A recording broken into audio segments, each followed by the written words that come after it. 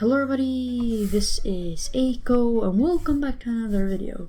Now I've been procrastinating about making this video for a very long time. I don't know why, but I don't know, I am quite a bit of a procrastinator, so yes, that's why. But in this video I'm going to discuss about my brand new gaming PC. I will also show some benchmarks and stuff like that. And this video is kind of to show you what you can get for this PC. It costed me around about $700, somewhere around there. It's a little bit difficult to convert from Swedish crowns to dollars. So first off, I'm going to start off with the specifications of my brand new computer.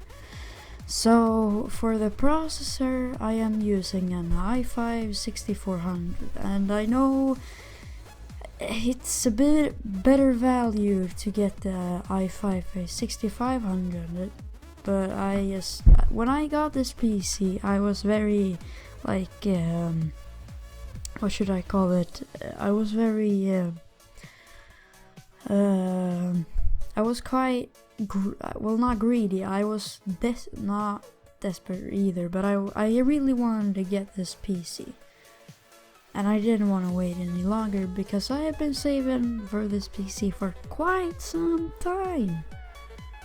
So yeah, yes, alright, whatever. That's the GPU is an AMD Radeon RX 480.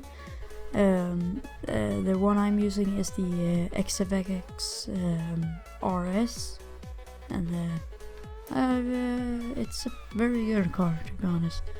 Well, it's currently AMD's, it's not their best, but it's their newest best GPU, if you understand what I mean. I am using 16 gigabytes of DDR4 memory, and the motherboard I'm using is a Gigabyte H10M DS2. I'm also using a normal, just plain mechanical 1TB hard drive from Western Digital. It's not very exciting, really. And the case I'm using is an Corsair 200R, and that's all my specs. So now we're heading into the benchmarks. So here we have the Firestrike, the normal Firestrike benchmark. So first off, the normal score, I scored 9,397, and in the first graphic test I got 95.1 frames per second. In the second graphics test, I got 51.15 FPS, a little bit lower, but that's to expected in the second graphics test. For the physics score, I got 6,139 and an average FPS of 19.49. And then in the combined score, I got 4,442 and 266 FPS average. So here we also have it compared to like the other PCs in the Firestrike thingamabobber, whatever you should call it. So it's just above the gaming PC, VR gaming PC minimum specification thingamabobber, which is pretty decent. I mean, the GPU I bought is smart as VR ready, so it should be working just fine. So here we have excuse me. Here we have the TimeSpy benchmarks, or whatever you should call it. Total score was 3,744 for the overall score. So the graphics score for graphic test 1 was 26.73 FPS on average on that one, and 21.92 FPS on the second graphics test, and the score was 3,948. And then for a CPU score, we got an average of 9.74 FPS, which isn't really too... I mean, the i5-6400 isn't the most powerful in the processor in the world, so it's kind of expected. So that score gave me 2,900. So yeah, that's the 3D Mark Time Spy. And lastly, for the Cinebench benchmark, I got on the OpenGL test. The average FPS was 102.30, and for the CPU test, I got 463 points. So yeah, that's whatever. That's kind of uninteresting. I mean, we kind of already got the result from the previous benchmark, so it's kind of just a bonus benchmark. So that was all of the the normal synthetic benchmarks. So now we're gonna continue into a few actual games, like I don't know, War Thunder, Rocket League, all that good stuff.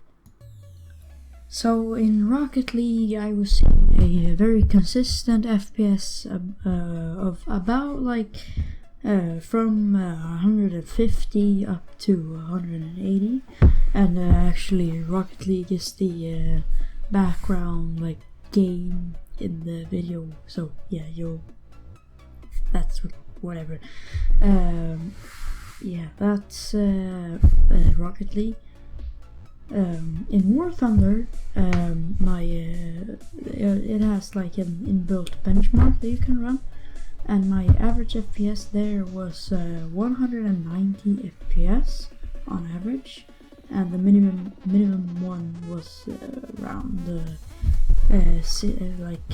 90s, around there. And I know a benchmark that doesn't include me doing anything isn't really all that accurate.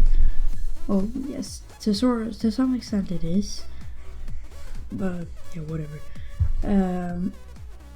And while I was playing some matches by myself, I usually had around 200 FPS for the most part. So yeah, that are actually all of the benchmarks. So now we're gonna continue on to the discussion. So the first thing I'm going to talk about is why I bought this PC. Now, the reason why I bought this PC is first off for convenience, convenience, to make it more convenient in making videos and generally just using the computer, because before we had a computer in the living room and it was extremely awkward to record a video while the TV was on.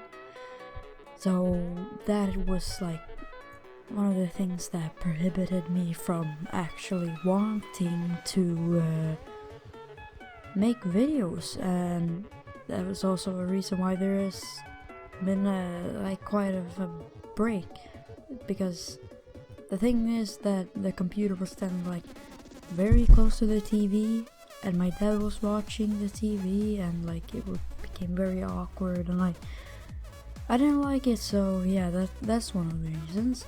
Second reason is because I have more time, and I don't really have more time at the computer. It's just that I can use it whenever I want, well, as long as I have allowance to use it, then yeah, I can use it whenever I want. So that's mainly the reason why I bought it. It's just to make it more efficient in making videos and stuff like that. Also, I kind of bought it because, well, it gives me quite a lot more performance. So this also really shows you what you get for an i5 6400RX 480 16GB of RAM, because that's generally the main specs that really matter in performance. And the price of this PC was like, I don't know, $700, and so far it's been doing great for me. It has crashed, well, the computer hasn't crashed, but games have crashed like twice, but that was, I don't know why that happened. That was, whatever, that doesn't matter. So the only thing that I might regret buying is the processor. The reason why is because the previous gen lowest end i5 from the Haswell